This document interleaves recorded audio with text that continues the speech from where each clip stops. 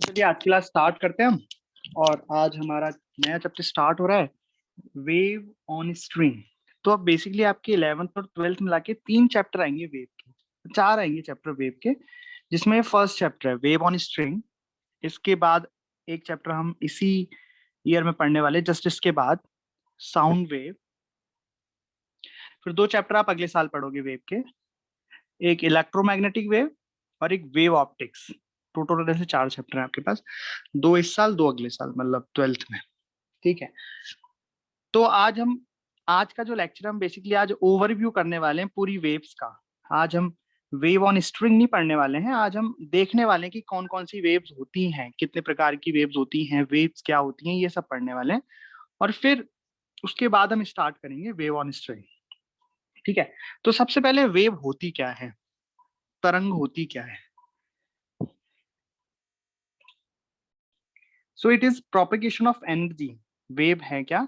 Energy का एक जगह से दूसरी जगह पर जाना, लेकिन जो मीडियम के पार्टिकल हैं वो अपनी जगह पर ही रहते हैं। Net displacement of the particle, medium के पार्टिकल का जो नेट डिस्प्लेसमेंट है वो जीरो रहता है। ठीक है। और कई जगह तो मीडियम के पार्टिकल्स होते भी नहीं है, फिर भी वेव्स एक जगह से दूसरी जगह पर पहुंच जाती है।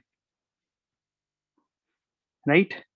जैसे इसका सबसे अच्छा एग्जांपल है, जैसे आप लाइन में खड़े हो, कोई लाइन लगी हुई है टिकट की, वहां पे जो सबसे पीछे वाला इंसान है उसने धक्का दिया, तो क्या होगा कि वो जो एनर्जी है जो उसने अपने आगे वाले इंसान को दी, वो एनर्जी आगे लगती जाएगी, लगती जाएगी, लगती जाएगी, और बहुत आगे तक वो एनर्जी पहुंच जाएगी। समझ में आ रहा है? पीछे से धक्का लगा तो सब गिरते गए, गिरते गए, एक के बाद एक के बाद एक के बाद। वैसा ही कुछ होता है यहाँ पे भी।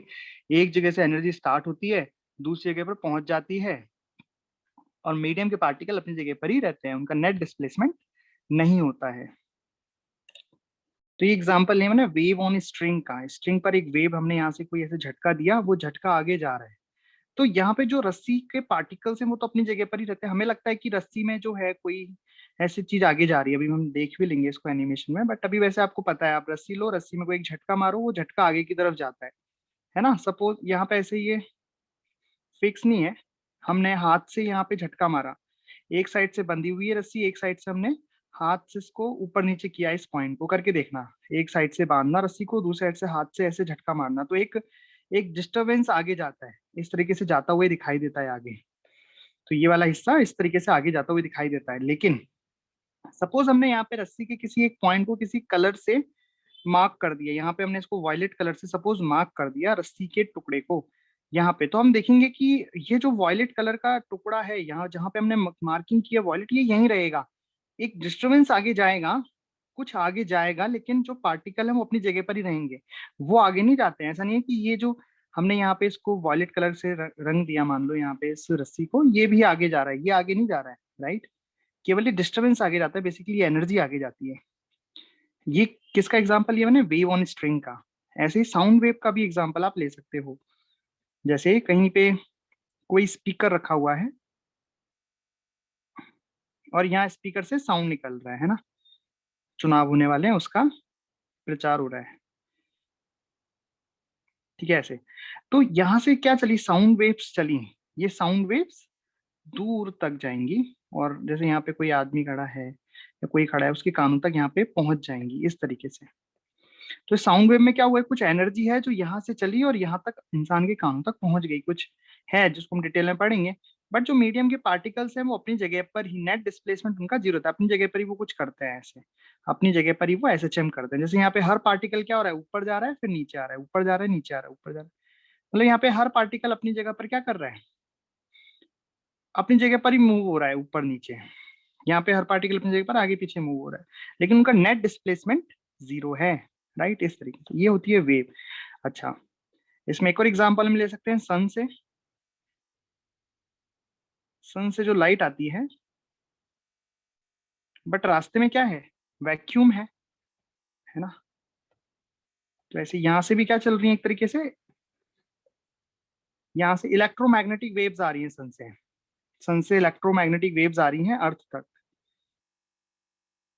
तो यहाँ से बेसिकली क्या हो रहा है, एनर्जी आ रही है अर्थ तक, है ना। तो एनर्जी आती है इलेक्ट्रोमैग्नेटिक वेव, जो आप अगले साल पढ़ोगे। तो ये दो इसी सेशन में हम पढ़ने वाले हैं, wave on string and sound wave. ये हम नेक्स्ट ईयर पढ़ेंगे वेव ऑप्टिक्स में, electromagnetic wave and wave optics. तो ऐसे कई तरह की वेव्स होती हैं। किसी में पार्टिकल्स, देखो रस्सी में वेव कैसे जा रही है, आगे की तरफ जा रही है, स्ट्रिंग में वेव, लेकिन पार्टिकल ऐसे ऊपर जा रहा है ना। यहाँ पे क्या होता है, यहाँ पे वेव आगे जा रही है लेकिन इसके पार्टिकल उसी डायरेक्शन में मोशन करते हैं। अब सन से भी ऐसा कुछ होता है, सन से वेव आ रही है, इसको रास्ते में पार्टिकल्स ही नहीं, कोई मीडियम ही नहीं है। तो ऐसे डिफरेंट डिफरेंट तरह से हमने क्लासिफाई किए हुए हैं डिफरेंट डिफरेंट वेव्स। सो हम अब देखने वाले क्लासिफिकेशन ऑफ वेव्स, ठीक है। based on medium, based on motion of the particle of the medium, based on energy propagation and based on direction of propagation, इस तरीके से, ठीक है। तो क्लासिफिकेशन ऑफ वेव्स, तो वेव्स हमने कुछ, देखो बेस्ड ऑन मीडियम, कि कहाँ पे तो मीडियम की रिक्वायरमेंट होगी, कहाँ नहीं होगी, जहाँ नहीं होगी उसको कहेंगे अपन नॉन मैकेनिकल वेव, और जहाँ पे मीडियम की रिक्वायरमेंट होती है वो कहलाते हैं मैकेनिकल वेव्स, ठीक है। मैकेनिकल वेव्स के एग्जांपल हैं जैसे कि स्ट्रिंग वेव, साउंड वेव, ये मैकेनिकल वेव के एग्जांपल हैं।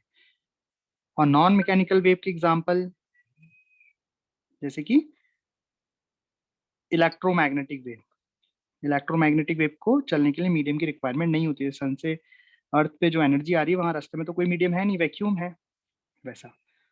उसके बाद based on motion of the particle of medium, longitudinal wave, इसमें क्या होता है कि जो पार्टिकल्स होते हैं मीडियम के पार्टिकल्स, वो उसी डायरेक्शन में प्रोपगेट, उसी डायरेक्शन में मोशन करते हैं जिस डायरेक्शन में वेव प्रोपगेट हो रही है, वेव चल रही है। इसका एग्जांपल है साउंड वेव, लॉन्गिट्यूडनल वेव का एग्जांपल है साउंड वेव, है ना। इसमें मीडियम के पार्टिकल कैसे चलते हैं, उसी डायरेक्शन में जिस डायरेक्शन में वेव प्रोपगेट हो रही है। और ट्रांसवर्स वेव में होता है जैसे वेव आगे प्रोपगेट हो रही है तो मीडियम के पार्टिकल परपेंडिकुलर डायरेक्शन में प्रोपगेशन करते हैं। इसका एग्जांपल क्या है, स्ट्रिंग वेव, स्ट्रिंग वेव, क्योंकि देखो स्ट्रिंग ऐसे ऊपर नीचे होती है कि स्ट्रिंग में जो ये एनर्जी है, जो ये पल्स है, जो भी वेव है वो आगे की तरफ जारी होती है, दिखाई देता है इसमें तो, बट साउंड में दिखाई नहीं देता है, इसलिए उतना हमें फील नहीं होता है, लेकिन स्ट्रिंग वेव तो साफ साफ दिखाई देती है, ठीक। उसके बाद है बेस्ड ऑन, अच्छा इसमें एग्जांपल एक इलेक्ट्रोमैग्नेटिक वेव का भी इसमें एग्जांपल है। तो ट्रांसवर्स वेव में electromagnetic wave and string wave, longitudinal wave में sound wave. Based on energy propagation, तो इसमें एनर्जी कितनी प्रोपगेट, किस डायरेक्शन प्रोपगेट हो रही है और हो रही है नहीं हो रही है। तो प्रोग्रेसिव वेव, जैसे ट्रैवलिंग वेव भी कहते हैं, इसमें एनर्जी प्रोपगेट होती है, जो वेव हमें दिखाई देती है, हमने जो नॉर्मली देखी है ना, कि हम एक, जो मैंने आपको भी एग्जांपल लिया था कि हमने एक पल्स क्रिएट की और पल्स आगे जा रही है, उसमें वो प्रोग्रेसिव वेव का एग्जांपल है। और स्टेशनरी वेव में क्या होता है, लूप्स बनते हैं, स्टैंडिंग वेव्स बनती हैं, वो भी हम देखेंगे। अप्रगामी तरंग इनको बोलते हैं, स्टैंडिंग वेव्स, अप्रगामी, जिनका मतलब जो आगे नहीं चल रही है, इसमें एनर्जी उन्हीं लूप्स में ही वाइब्रेट करती है ना, ऐसे लूप्स बनते हैं यहाँ पे, ये भी हम पढ़ेंगे। उसके बाद based on direction of propagation, तो जैसे 1D वेव्स, वन डायमेंशन में जिसमें प्रोपगेशन होता है, आगे आगे आगे जा रही है, पीछे पीछे आ रही है। 2D वेव्स जिसमें 2 डायमेंशन में प्रोपगेशन होता है, और 3D जिसमें तीनों डायरेक्शन में होता है, ठीक है। तो इस तरीके से हम क्या क्या पढ़ने वाले हैं इसमें, ये पढ़ने वाले हैं, सब पढ़ने ही वाले हैं बेसिकली सारी चीजें। तो इस तरीके से वेव्स के क्लासिफिकेशन है, राइट।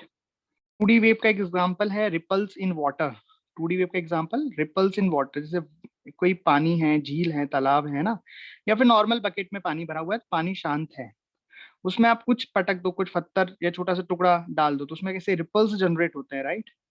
तो उसमें रिपल्स में जो लहरें बोल सकते हैं उनको, रिपल्स जो होती हैं पानी में, वैसे ऊपर नीचे होती है, और वो आगे की साइड बढ़ती जाती है, ऐसे फैलती जाती है यहाँ ऐसे। तो इसमें 2 डायरेक्शन में आपको वेव्स देखने को मिल रही हैं, एक तो इस तरीके से और एक इस तरीके से,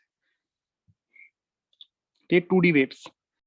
so based on medium, mechanical wave, non mechanical wave. Mechanical wave जिसमें मीडियम की रिक्वायरमेंट होती है, जैसे स्ट्रिंग वेव में स्ट्रिंग जरूरत है, साउंड वेव में मीडियम जरूरत है, एयर पार्टिकल जरूरत है, तभी तो मून पर हम बोलेंगे तो सुनाई नहीं दे सकता, हम बात नहीं कर सकते मून पर ऐसे जैसे अर्थ पे करते हैं, क्योंकि वहां पे कोई मीडियम ही नहीं है ना, राइट। वैसा नॉन मैकेनिकल वेव के लिए मीडियम की रिक्वायरमेंट नहीं होती है, जैसे लाइट वेव।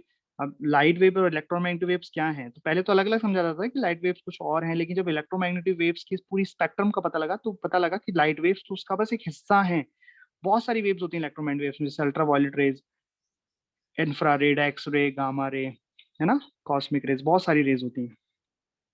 ठीक है, इस तरह से हमने बेस्ड ऑन मीडियम ये क्लासिफिकेशन इनका कर दिया। ठीक है, तो on the basis of displacement of particles, longitudinal waves जिसमें पार्टिकल्स जो होते हैं मीडियम के वो in the line of motion, in the line of propagation वो वाइब्रेट करते हैं। जैसे साउंड वेव, साउंड वेव में क्या होगा, जैसे यहाँ पे स्पीकर है, सपोज हम कुछ बोल रहे हैं या स्पीकर है ऐसा, यहाँ से साउंड निकल रहा है, तो साउंड तो ऐसे जा रहा है आगे, है ना, ऐसे आगे जा रहा है, और इसके जो मीडियम के पार्टिकल्स हैं, सपोज यहाँ पे एयर पार्टिकल्स होंगे, यहाँ पे ऐसे एयर पार्टिकल्स होंगे, ये पार्टिकल्स वेव की डायरेक्शन में ही देखो ऑसिलेशन कर रहे हैं, ऐसे आगे पीछे आगे पीछे आगे पीछे आगे। इनका नेट डिस्प्लेसमेंट 0 है, बट ये अपनी जगह पर ही ऑसिलेट कर रहे हैं इस तरीके से। वेव किधर जा रही है, वेव भी आगे जा रही है उसी डायरेक्शन में, और पार्टिकल्स भी उसी डायरेक्शन, इसको बोलते हैं लॉन्गिट्यूडनल वेव्स। ठीक है, लॉन्गिट्यूडनल वेव्स। और ट्रांसवर्स वेव क्या होती है, ट्रांसवर्स वेव में मीडियम के पार्टिकल परपेंडिकुलर वाइब्रेट करते हैं, जैसे ये स्ट्रिंग है और स्ट्रिंग में इस तरीके से ये ऐसा, तो यहाँ पे स्ट्रिंग वेव कैसे जा रही है, इस तरीके से, ये वेव की डायरेक्शन है, और पार्टिकल्स, जैसे यहाँ वाले पार्टिकल कहाँ पहुंच गए रस्सी में, ये जो यहाँ वाले पार्टिकल्स हैं वो इस वक्त कहाँ है, यहाँ है। वैसे वैसे वेव आगे जाएगी तो ये पार्टिकल नीचे आता जाएगा और इधर वाले ऊपर जाते जाएंगे, मतलब यहाँ पे जो पार्टिकल्स का मोशन है वो कैसे हो रहा है, इस तरीके से, perpendicular to the wave propagation. ठीक है, और तो इसमें एग्जांपल क्या हो गया, वेव ऑन स्ट्रिंग, और एक और एग्जांपल इसमें क्या है, लाइट वेव्स, लाइट वेव्स या electromagnetic waves are transverse in nature.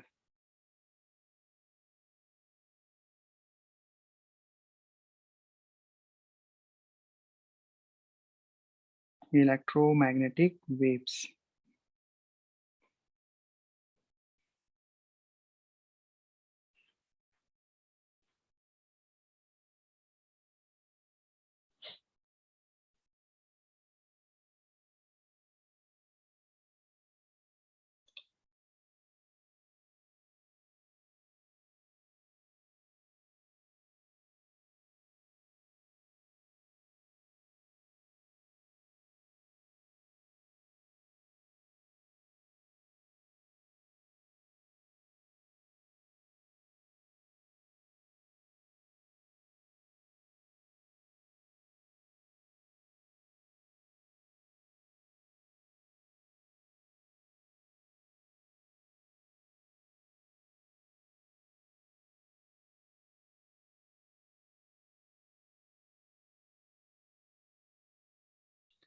Tensile property होंगी, जिस मीडियम में टेंसाइल प्रॉपर्टीज होंगी, जैसे यहाँ पे स्ट्रिंग ऐसी है लेकिन स्ट्रिंग ऊपर चली गई तो यहाँ पे कुछ टेंशन जनरेट हो गया। ठीक है, तो उसकी वजह से ये पार्टिकल अब नीचे आएगा, यहाँ पे फोर्सेस लगेंगे टेंशन के। ठीक है, मतलब बेसिकली हम ये कह सकते हैं कि जहाँ पे जिस मीडियम में की टेंसाइल प्रॉपर्टीज होंगी, है ना, वहां पे ट्रांसवर्स वेव जनरेट होगी। सो सॉलिड्स में कंप्रेसिव प्रॉपर्टीज भी होती है। सॉलिड मतलब जैसे आयरन हो गया, स्टील हो गया, है ना, इनमें क्या कंप्रेसिव प्रॉपर्टीज भी होती है और टेंसाइल प्रॉपर्टीज भी होती है। तो सॉलिड्स में ट्रांसवर्स वेव भी जनरेट होती हैं और compressive wave, sorry, longitudinal waves भी जनरेट हो सकती हैं, बन सकती हैं, किसमें, सॉलिड्स में। ठीक है, सॉलिड्स में दोनों चीजें हो सकती हैं। अब लिक्विड की बात करते हैं, तो लिक्विड्स में क्या होगा, देखो अभी हम पढ़ेंगे सरफेस टेंशन में कि लिक्विड में देखो ऐसा होता है, लिक्विड, लिक्विड में दो चीजें होती हैं, एक तो सरफेस होती है और एक बल्क होता है। सरफेस क्या होती है, जैसे कोई भी लिक्विड है, सपोज वाटर ही है इसमें, है ना, तो ऊपर एक लेयर, ऊपर के जो पार्टिकल्स रहते हैं बहुत, मतलब इसमें कितने माने हैं, बहुत छोटे, बहुत छोटी सी पतली सी लेयर एकदम सरफेस के ऊपर, है ना, इसको बोलते हैं अपन सरफेस। तो ऊपर जो सरफेस, मतलब सरफेस तो आप जानती है ना, जो लिक्विड भरा है उसमें ऊपर होती है सरफेस, ऐसा सरफेस, तो सरफेस में सरफेस टेंशन भी होती है, राइट। और मतलब ऊपर वाले हिस्से को तो बोलते हैं सरफेस, इसको जो सरफेस होती है ये तो कहलाती है सरफेस। और उस सरफेस के नीचे जो लिक्विड भरा होता है उसको बोलते हैं बल्क ऑफ द लिक्विड। ठीक है, दो चीजें होती हैं। तो सरफेस में सरफेस टेंशन होती है, मतलब सरफेस पे तो दोनों दोनों आपको टेंसाइल भी मिलेगा और कंप्रेसिव प्रॉपर्टी भी मिलेगी यहाँ पे इसकी, क्योंकि टेंशन है ना यहाँ पे, सरफेस टेंशन, उससे टेंसाइल प्रॉपर्टी आ गई, और हम जानते हैं लिक्विड को कंप्रेसिबल तो होता ही है। तो यहाँ पे सरफेस पे दोनों प्रॉपर्टी होती है, पर बल्क में केवल कौन सी प्रॉपर्टी होगी? ओनली कंप्रेसिव प्रॉपर्टी होगी, क्योंकि यहाँ अंदर तो कोई टेंशन, सरफेस टेंशन होता नहीं है, तो इसलिए ओनली केवल कंप्रेसिव प्रॉपर्टी होगी। यानी कि सरफेस पर जो वेव जनरेट होंगी, वहां पे सरफेस पर दोनों तरह की वेव जनरेट हो सकती हैं, ट्रांसवर्स वेव भी और लॉन्गिट्यूडनल वेव भी। लेकिन बल्क में केवल लॉन्गिट्यूडनल वेव्स ही बनेंगी, क्योंकि बल्क की केवल कंप्रेसिव प्रॉपर्टी होती है। और गैस में तो केवल कंप्रेसिव प्रॉपर्टी होती है, उसमें तो कोई टेंसाइल प्रॉपर्टी होती नहीं है, तो गैस में केवल लॉन्गिट्यूडनल वेव्स ही जनरेट होती है। तो ये हो गया classification of waves, different different तरीके से, अलग अलग मीडियम के हिसाब से, उनके पार्टिकल्स के मोशन के हिसाब से, इस तरह से इसमें क्लासिफिकेशन होते हैं। ठीक है, सबसे पहले हम स्टार्ट कर रहे हैं वेव्स ऑन स्ट्रिंग। तो हम स्टार्ट कर रहे हैं वेव्स ऑन स्ट्रिंग। तो वेव्स ऑन स्ट्रिंग स्टार्ट करने से पहले हम एक एनिमेशन देखते हैं कि क्या होता है दरअसल ये, और क्या पढ़ने वाले हैं हमें ना, एक देख के थोड़ा समझते हैं इसको। तो देखो ये है, यहाँ पे ये स्ट्रिंग है।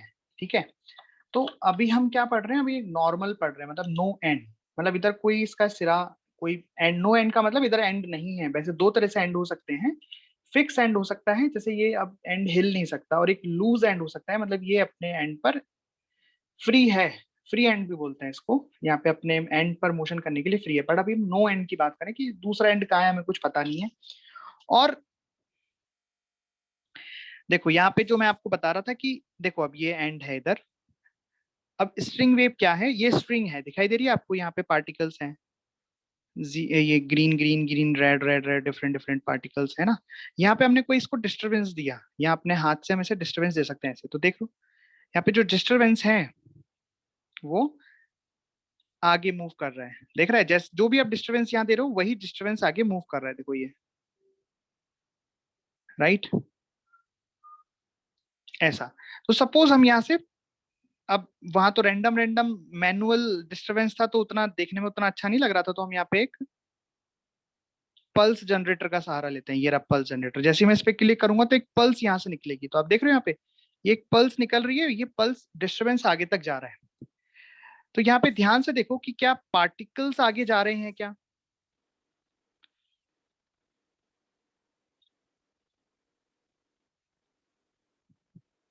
नहीं, स्लो मोशन में देखते हैं थोड़ा। देखो यहाँ पे केवल पार्टिकल्स का मोशन हो रहा है, पार्टिकल ऊपर जा रहे हैं और वापस अपनी जगह पर आ रहे हैं, वेव आगे जा रही है, जिस डायरेक्शन में डिस्टरबेंस जाता है उसे कहते हैं अपन डायरेक्शन ऑफ वेव। लेकिन पार्टिकल उसके परपेंडिकुलर डायरेक्शन में मोशन कर रहे हैं, और ये किसका एग्जांपल है? ट्रांसवर्स वेव का, क्योंकि ये स्ट्रिंग वेव है। ठीक है, तो एक पार्टिकल अपनी जगह से ऊपर गया और वापस नीचे आ गया, लेकिन लग ऐसा रहा है, अगर हम इसी को लगातार जल्दी जल्दी देखें तो ऐसा लगेगा कि कुछ आगे जा रहा है, देखो यहाँ पे ऐसा लगेगा कुछ चीज आगे जा रही है,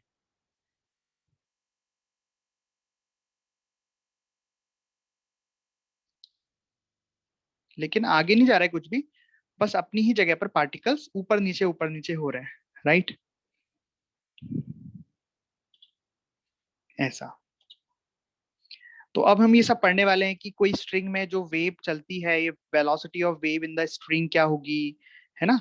ये होता है पल्स, इसको पल्स कहते हैं, जहाँ पे हम केवल एक डिस्टरबेंस देते हैं और ये डिस्टरबेंस आगे जाता है, ये तो पल्स कहलाती है। और अगर हम लगातार ऑसिलेट कर रहे हैं, फर्स्ट पार्टिकल को लगातार ऑसिलेट कर रहे हैं, तो ये जो चीज चल रही है ये वेव कहलाती है, दिस इज वेव, लगातार जो हो रहा है। ठीक है,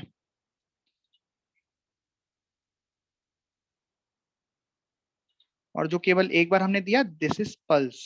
अब यहाँ पे आप देखो, अभी देखो कितना धीरे गया, अभी स्लो मोशन में कर रखा था, इसको नॉर्मल कर देता हूं मैं। इसकी स्पीड देखो कितनी तेज स्पीड है, बहुत तेज जा रही है ना। यहाँ पे मैं इसकी टेंशन कम कर देता हूँ, यहाँ पे देखो ये टेंशन का मार्किंग है कि टेंशन यहाँ पे हाई है, अभी टेंशन को मैं लो कर देता हूँ, टेंशन को। ठीक है, टेंशन हमने लो कर दी, अब देखो पल्स,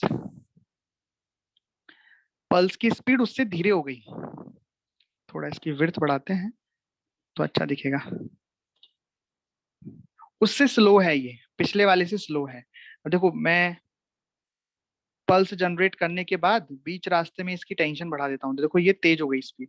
मतलब क्या समझ में आया कि velocity of wave in the string is directly proportional to tension, मतलब टेंशन के प्रोपोर्शनल में है कुछ,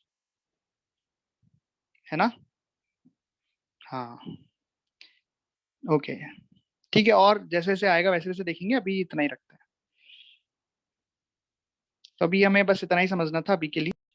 चलिए तो स्ट्रिंग वेव की हम बात करें तो सबसे पहले यहाँ पढ़ते हैं velocity of string wave.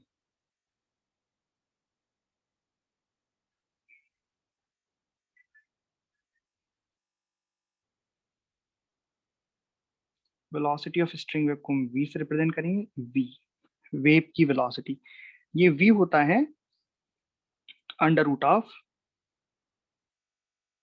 t upon mu.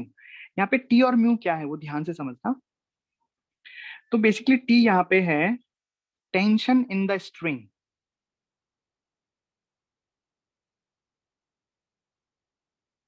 ठीक है। अब स्ट्रिंग में टेंशन वेरिएबल भी हो सकती है और कांस्टेंट भी हो सकती है। हो सकता है कि पूरी स्ट्रिंग में टेंशन सेम रहे, हो सकता है स्ट्रिंग में टेंशन अलग अलग हो। तो फिर हम कौन सा मतलब जिस पॉइंट पर आपको वेव की वेलोसिटी लिखनी है, मतलब जिस पॉइंट पर वेव की वेलोसिटी आपको चाहिए, जैसे इतनी बड़ी स्ट्रिंग है, हो सकता है कि सब जगह अलग अलग टेंशन हो, हमें इस पॉइंट पर चाहिए कि यहाँ पे जो वेव जाएगी तो यहाँ पर इसकी वेलोसिटी क्या होगी, तो हमें टेंशन इसी पॉइंट की रखनी पड़ेगी, राइट। तो और अच्छे से क्या लिख सकता हूँ, टेंशन एट दैट पॉइंट, जिस पॉइंट पर उस वेव की, उस पल्स की वेलोसिटी चाहिए वहां की टेंशन, ठीक है। और म्यू क्या है, म्यू है मास पर यूनिट लेंथ, किसका, स्ट्रिंग का, mass per unit length of string. Mass per unit length का मतलब जानते हो,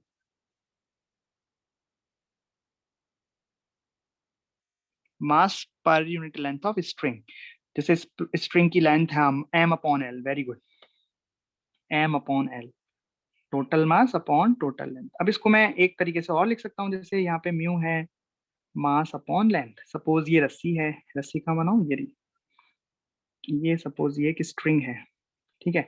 इसकी लेंथ है एल और इसका मास है एम और इसकी डेंसिटी है रो, और इसका जो क्रॉस सेक्शन एरिया है ये है ए। तो बताओ मास को मैं क्या लिख सकता हूँ, डेंसिटी इंटू वॉल्यूम लिख सकते हैं, मास को डेंसिटी इंटू वॉल्यूम, राइट।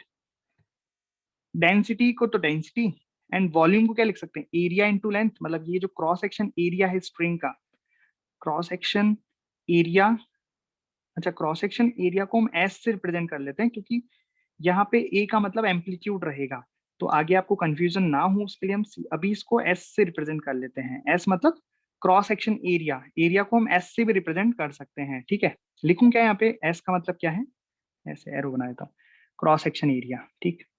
तो यहाँ पे वॉल्यूम को हम क्या लिख सकते हैं, cross section area into length, cross section area into length divided by L. तो देखो म्यू का एक फॉर्मूला और आया किसकी टर्म में, डेंसिटी एंड क्रॉस सेक्शन की टर्म में। तो ऐसे भी याद रखा जा सकता है, मतलब दोनों ही तरीके से हम इसको लिख सकते हैं, ये म्यू बराबर मास अपॉन लेंथ या density into cross section area. ये एस समझ में आया ना, एस क्या है, ये जो स्ट्रिंग है इसका ये जो क्रॉस सेक्शन एरिया है, अनुप्रस्थ काट क्षेत्रफल, ये है, ठीक। तो ये बातें हो गई इसके बारे में। अब ये v क्या है, v को भी देख लेते हैं। ये तो हो गया t मतलब टेंशन, म्यू मतलब मास पर यूनिट, ये वेलोसिटी, ये v क्या है, ये बहुत इंपॉर्टेंट है समझना कि दरअसल ये किसकी वेलोसिटी है। तो ये आपको पता है ये क्या है, वेलोसिटी ऑफ वेव, यही है ना ये, वेलोसिटी ऑफ वेव। लेकिन थोड़ी और ये एडवांस्ड है, थोड़ा और डिटेल में इसको समझते हैं। ये v basically velocity of wave तो है, ये वेलोसिटी ऑफ वेव तो है, वेलोसिटी ऑफ स्ट्रिंग वेव, और अच्छे से लिखें तो वेलोसिटी ऑफ स्ट्रिंग वेव, पर ये विद रिस्पेक्ट टू है, with respect to string, with respect to string है ये, या जिस भी मीडियम में है ये उसके, ठीक है, स्ट्रिंग ही कर लेते हैं। बट ये विद रिस्पेक्ट टू स्ट्रिंग है, ध्यान रखना, मतलब स्ट्रिंग के रेस्पेक्ट में है। अगर स्ट्रिंग भी चल रही है, जैसे नॉर्मली तो क्या होगा, स्ट्रिंग ऐसे दो एंड के बीच में बंधी हुई होगी, स्ट्रिंग यहाँ से यहाँ तक, जैसे अभी हमने एक एनिमेशन देखा था, उसमें स्ट्रिंग थी, स्ट्रिंग थोड़ा ना चल रही थी, स्ट्रिंग पर वेव चल रही थी, राइट। लेकिन अगर स्ट्रिंग भी चलने लगे, मानो स्ट्रिंग भी चल रही है, तो ग्राउंड के रिस्पेक्ट में वेव की वेलोसिटी क्या होगी, वो कुछ और होगी। ये जो फॉर्मूला देगा वो क्या देगा, स्ट्रिंग के रिस्पेक्ट में वेव की वेलोसिटी। आई बात समझ में? मतलब ये जो स्ट्रिंग है, मान लो ये भी चल रही है, तो स्ट्रिंग के रिस्पेक्ट का मतलब है कि स्ट्रिंग को रोक दिया जाए, स्ट्रिंग के फ्रेम में हम चले जाएं, स्ट्रिंग के ऊपर हम बैठ जाएं, वहां पे वेव की वेलोसिटी। ठीक है, ये समझ में आया आपको? विद रिस्पेक्ट टू का मतलब समझ में आता है ना? Very good. चलिए, अब देखिए, जैसे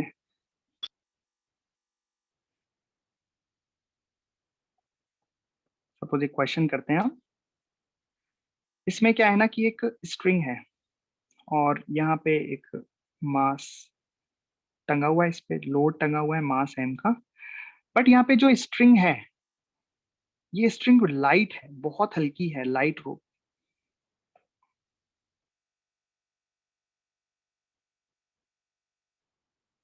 ठीक है, बहुत हल्की है, किसके कंपैरिजन में, इस ब्लॉक के कंपैरिजन में। ब्लॉक है हैवी। सपोज जैसे ब्लॉक है आपका 100 किलो का, और रोप है सपोज 1 किलो की, तो इसके कंपैरिजन में तो बहुत हल्की हो गई ना। तो इस केस में हम ये कह सकते हैं कि जो स्ट्रिंग है ना, उसका टेंशन कांस्टेंट है। Tension in the string will be constant. Otherwise क्या होगा बताओ? जैसे आप इसको क्यों बोल, जैसे सपोज यहाँ पे रोप भी सपोज 100 किलो की होती, रोप भी सपोज 100 किलो की होती, समझना ध्यान से। ये रॉड है, ये सॉरी रोप है, ये भी कितने की है, 100 किलो की, और इस पे 100 किलो का मास टंगा हुआ है। तो यहाँ पे हर पॉइंट पर अलग अलग टेंशन आती है। निकालना जानते हो अलग अलग पॉइंट पे अलग अलग टेंशन कैसे निकालते हैं?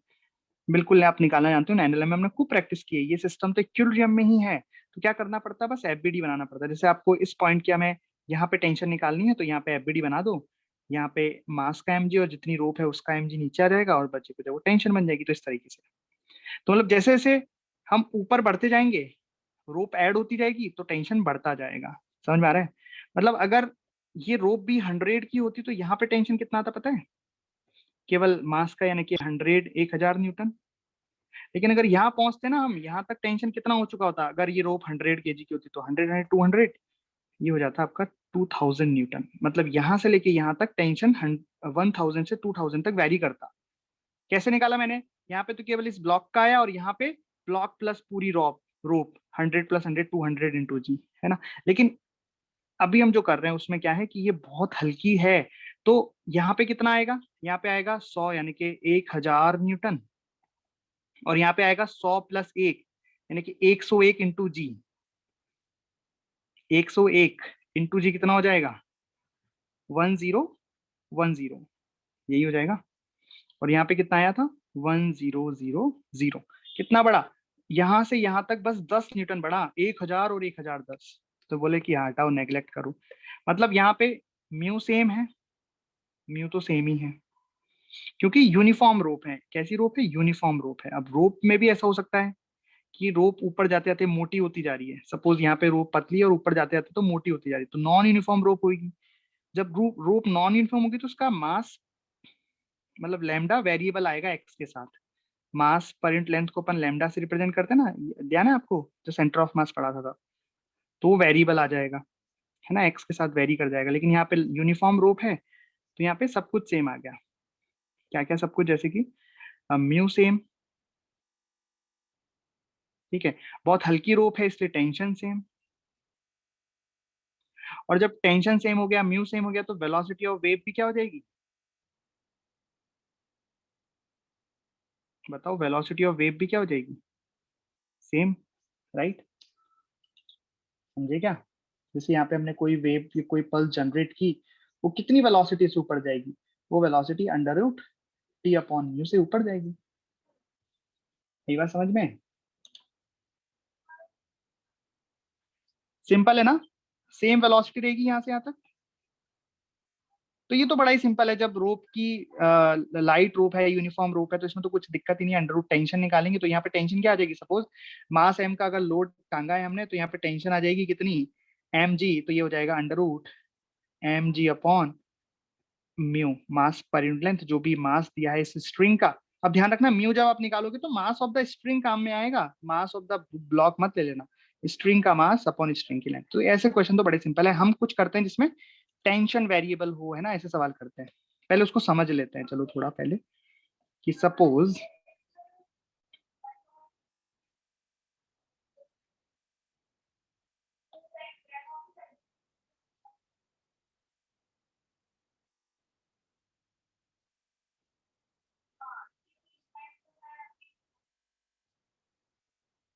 सपोज ऐसा है,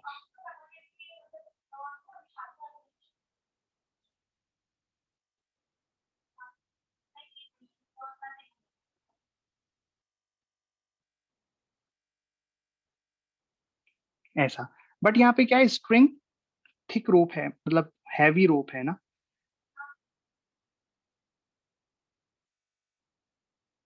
और यूनिफॉर्म है। ओके, बट रोप हैवी है, तो इसमें बताओ टेंशन वेरी करेगा क्या? टेंशन वेरी करेगा क्या? ऊपर जाएंगे तो सपोज यहाँ पे ये वे पल्स है, पल्स जनरेट हुई वेलोसिटी v की, क्या ये v चेंज होगा या नहीं होगा? अब रोप अगर यूनिफॉर्म है मतलब म्यू तो सेम रहेगा, ठीक है, मास पर यूनिट लेंथ सेम रहेगा, बट टेंशन क्या होगी, चेंज होती जाएगी। Tension will be,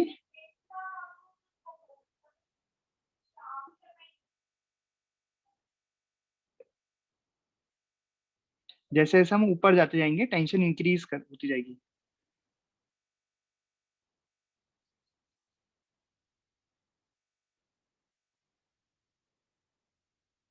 right. तो वेलोसिटी भी चेंज होगी, तो वेलोसिटी किस तरीके से चेंज होगी बताओ? वेलोसिटी का फॉर्मूला होता है under root T upon mu. तो एज वी मूव अप, जैसे हम ऊपर जाएंगे वैसे वैसे वेलोसिटी विल इंक्रीज, राइट। अरे बताओ समझ में आया? डायरेक्टली प्रोपोर्शनल नहीं है, directly proportional to under root T है, लेकिन ऑब्वियस है टेंशन बढ़ेगा तो velocity of the pulse, velocity of the wave in the string बढ़ती जाएगी। थ्योरी क्लियर है? अब क्वेश्चन पे आ जाए, न्यूमेरिकल पे थोड़ा न्यूमेरिकल्स करें। तो देखो यहाँ पे क्या दिख रहा है, पल्स हमने नीचे से जनरेट किए, सपोज पल्स हमने यहाँ से जनरेट किए, यहाँ से पल्स जनरेट किए, तो आपको बताना है कि इसकी पल्स की स्पीड क्या होगी, पल्स की स्पीड कांस्टेंट होगी या वेरिएबल होगी, और टाइम कितना लगेगा पल्स को यहाँ से ऊपर तक पहुंचने में। तो यहाँ हम देख रहे हैं कि जो ब्लॉक है वो 25 किलो का बहुत भारी है, और जो मास ऑफ द रोप है वो कितनी है, 0.2 kg। तो यहाँ पे हम इसको बोल सकते हैं कि रोप लाइट है, ठीक है, बोल सकते हैं। तो बताओ, सबसे पहले हमें टेंशन निकालनी पड़ेगी, टेंशन कितना आ जाएगा, रोप में टेंशन कांस्टेंट होगी, और रोप में टेंशन होती है एम जी। एम किसका, ब्लॉक का एम, राइट।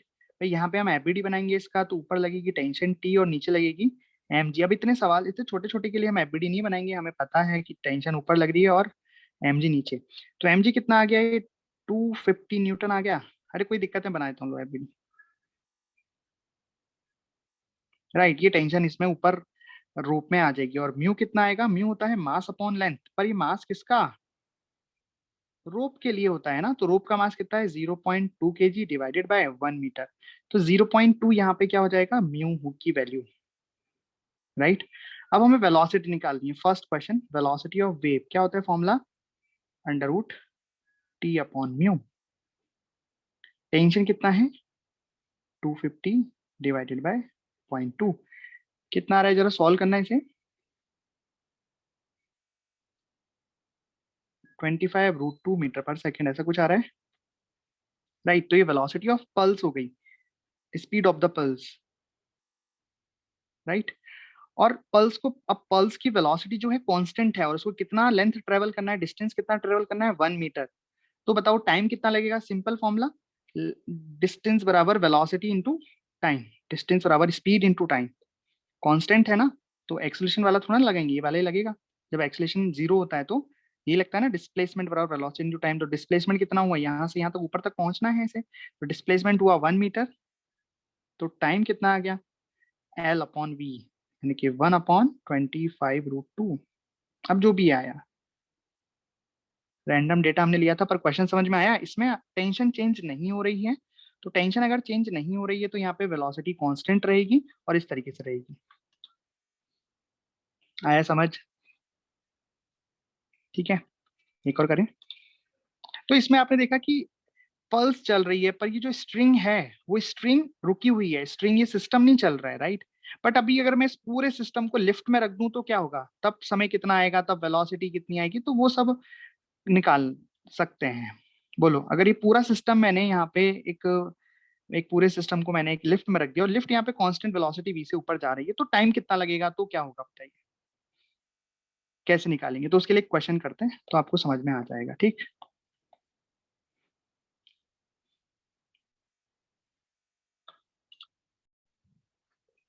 एक ट्रक है, यहाँ पे एक रस्सी बांधी हुई है हमने जिस पर एक पल्स जनरेट की, उस रस्सी का टेंशन 100 है और म्यू आपको ये दे रखा है। ट्रक खुद 10 मीटर पर सेकंड से जा रहा है। Find speed of pulse with respect to ground.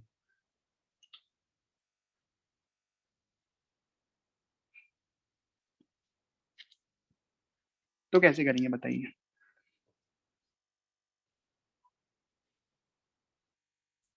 अब आप बोलोगे सर फॉर्मूला लगा देते हैं, वेलोसिटी ऑफ पल्स या वेलोसिटी वेव निकालने का फॉर्मूला होता है under root T upon mu. T हमें दिया है, म्यू हमें दिया है, ठीक है, लगा देते हैं। टी कितना दिया है 100 और म्यू कितना है 0.01, तो ये कितना हो गया।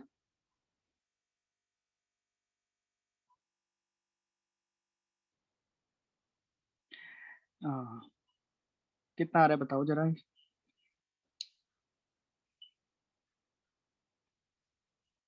100 आ रहा है ना।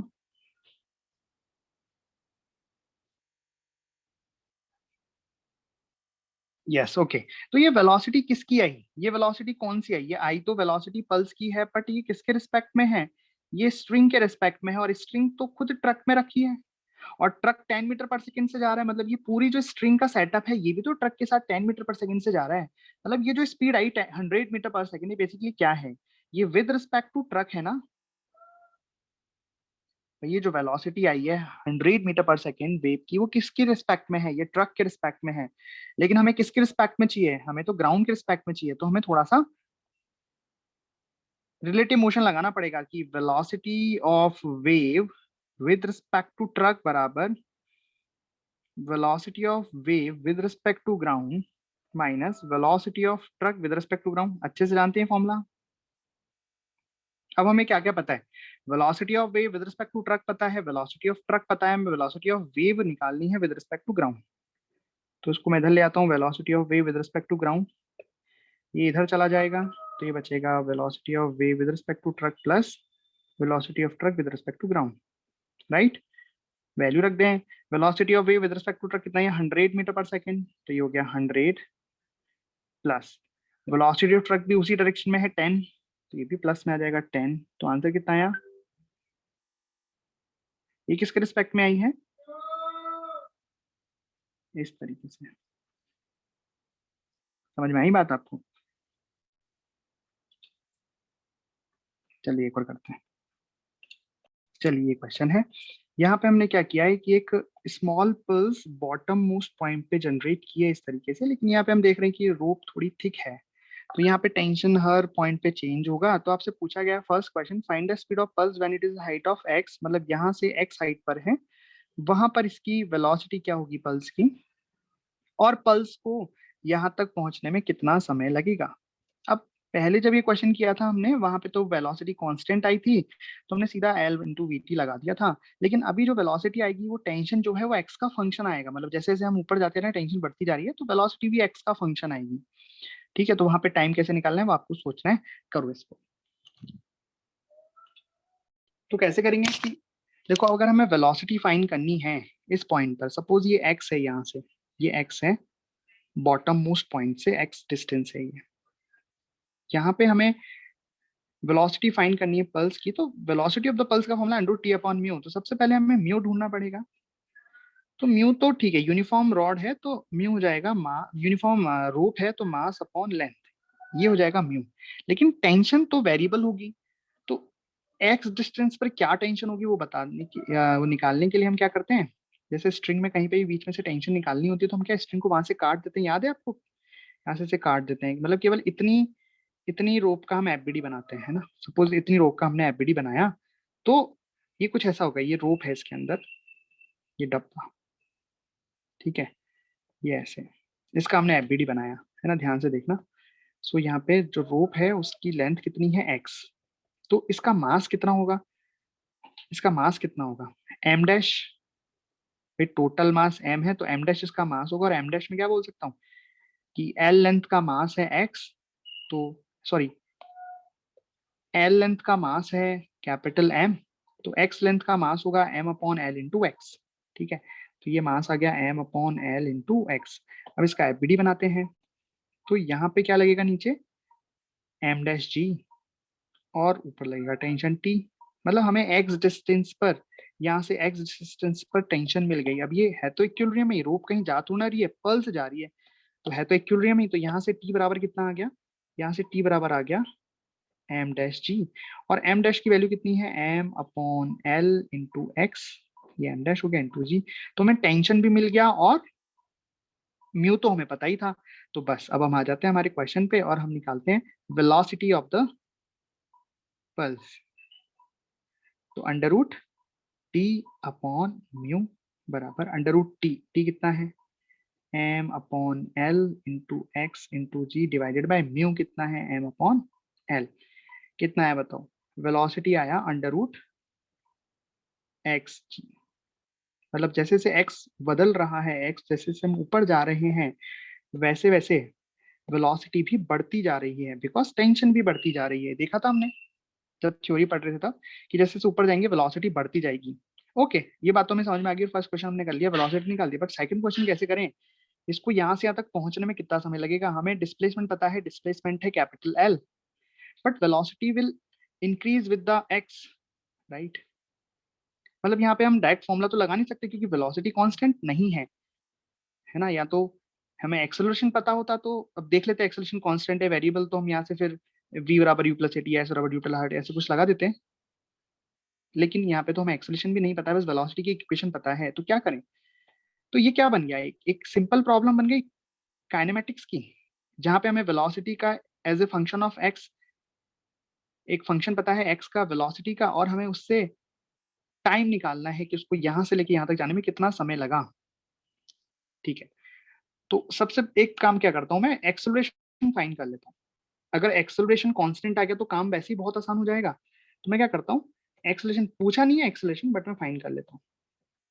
ठीक है, तो एक्सेलरेशन फाइंड करेंगे तो एक्सेलरेशन क्या हो जाएगा, हम जानते हैं v into d v upon d x, ये एक्सेलरेशन निकल जाएगा। अभी वेलोसिटी का एक्स के साथ फंक्शन है, तो एक्सेलरेशन जानते हो ना वाला formula, v into d v upon d x, याद है कि भूल गए।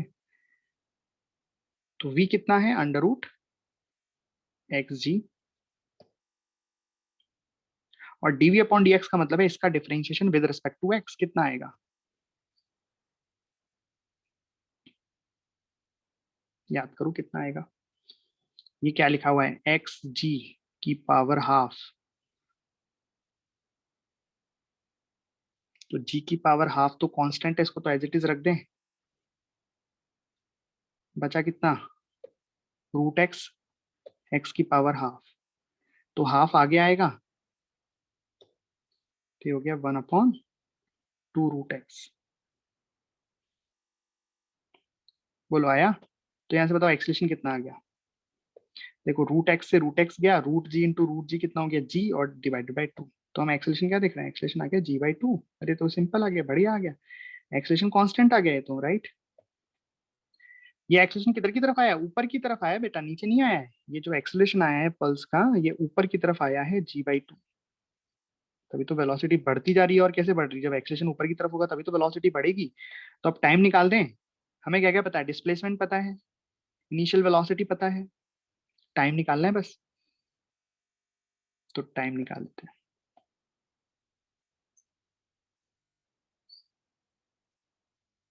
चलो इसमें तो क्या है ना कि क्वाड्रेटिक बन रही है, दूसरा लगा देते हैं, v बराबर u प्लस टी लगा देते हैं।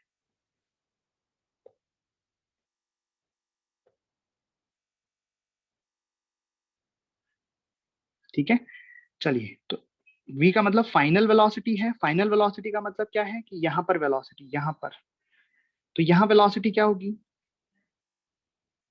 भाई, सोचो यहाँ पे x की वैल्यू कितनी हो जाएगी, कैपिटल L, तो यहाँ पे वेलोसिटी कितनी हो जाएगी एल जी, और यहाँ वेलोसिटी कितनी हो जाएगी, x की वैल्यू 0 है तो यहाँ 0 हो जाएगी वेलोसिटी, राइट। बोलो, तो इससे निकल जाएगा टाइम। भाई v की जगह आप क्या रखोगे, under root l g, u की जगह कितना रखोगे 0, a की जगह कितना रखोगे g/2, तो टाइम आ जाएगा। उससे भी निकाल सकते हैं s बराबर ut plus half T square से, सब कुछ से भी निकाल। अब एक्सेलेरेशन आ गया तो इक्वेशन तो आपके हाथ में है, आप जोन सी लगाना चाहो लगा सकते हो।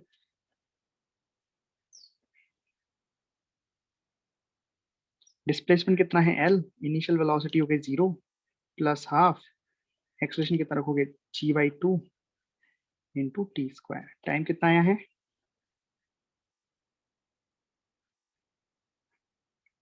Under root. चलिए, तो इसको अच्छे से रिवाइज करना, आज हम इतना ही रखते हैं, कल हम आगे बढ़ेंगे।